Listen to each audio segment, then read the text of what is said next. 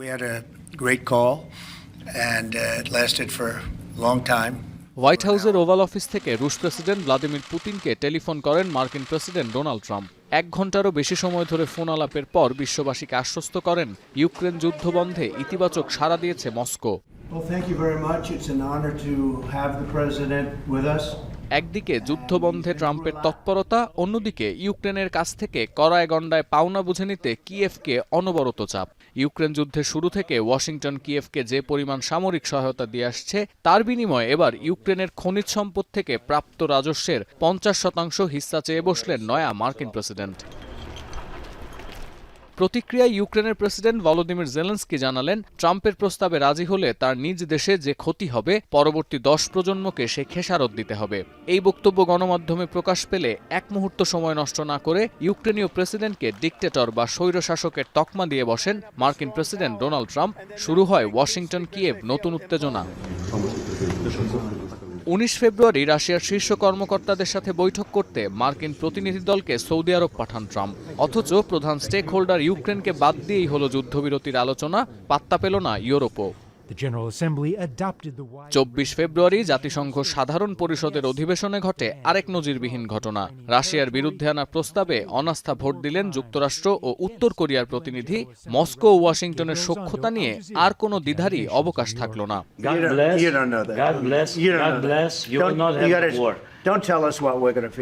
কফিনের শেষ পেরেক ঠোকা হল 28 ফেব্রুয়ারি। আধুনিক কূটনীতির ইতিহাসে প্রথমবারের মতো কোনো রাষ্ট্রপ্রধানকে হোয়াইট হাউসে ডেকে চূড়ান্ত অপমান করলেন মার্কিন প্রেসিডেন্ট।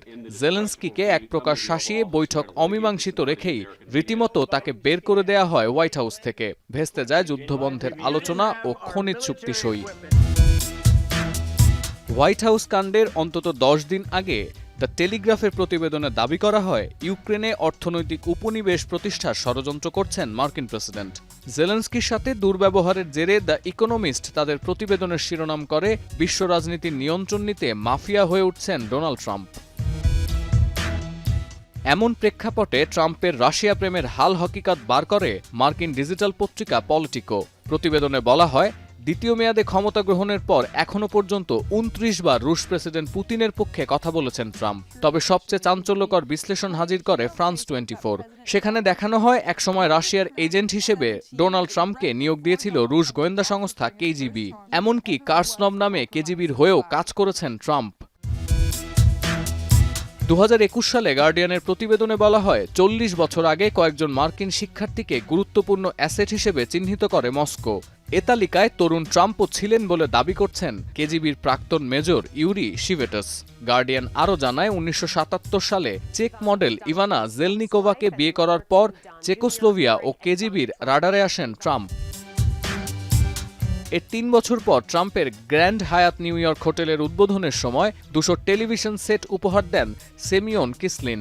গার্ডিয়ান বলছে, দীর্ঘদিন স্পটার এজেন্ট হিসেবে কেজিবিকে সহায়তা করেছেন এই কিসলিন। একাধিক মার্কিন গণমাধ্যম বলছে, এই রুশ গোয়েন্দা সংস্থার পরামর্শ আমলে নিয়ে মার্কিন রাষ্ট্রনায়ক হয়ে ওঠার সংকল্প করেন ট্রাম্প। এমনকি মার্কিন সিনেটের ইন্টেল রিপোর্টে অভিযোগ করা হয়, 2016 সালে ট্রাম্পকে প্রথম দফায় নির্বাচনে জেতাতে কাজ করেছে রাশিয়া। ট্রাম্পের কেজিবি কানেকশন ষড়যন্ত্র তত্ত্ব কিনা এ নিয়ে তর্ক বিতর্ক থাকলেও ট্রাম্প যে নয়া উপনিবেশবাদ প্রতিষ্ঠার পায়তারা কষছেন তার উদাহরণ আছে ভুরি ভুরি। খনিজ উপাদানের জন্য দখল করতে চাইছেন গ্রিনল্যান্ড, পানামা খালের নিয়ন্ত্রণ নেয়ারও ঘোষণা দিয়েছেন বীর দর্পে। কানাডাকে বানাতে চাইছেন যুক্তরাষ্ট্রের 51তম অঙ্গরাজ্য।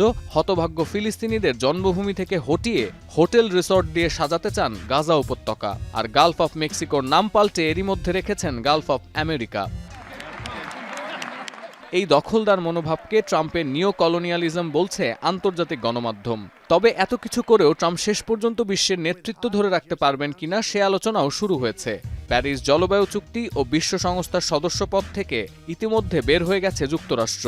এমনকি জাতিসংঘ ও পশ্চিমা সামরিক জোট নেটো থেকে সরে আসার জন্য ট্রাম্পকে পরামর্শ দিচ্ছেন উপদেষ্টা ইলন মাস্ক।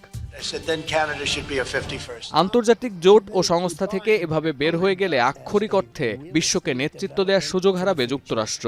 বিশ্লেষকরা বলছেন, এতে করে সেই শূন্যস্থান পূরণ করতে এগিয়ে আসতে পারে চীন বা ভারতের মতো কোনো পরাশক্তি। আর দ্বিতীয় বিশ্বযুদ্ধের পর প্রথমবারের মতো বৈশ্বিক আধিপত্য হারাতে পারে যুক্তরাষ্ট্র। সতীর্থ কর্মকার, এখন বিশ্ব।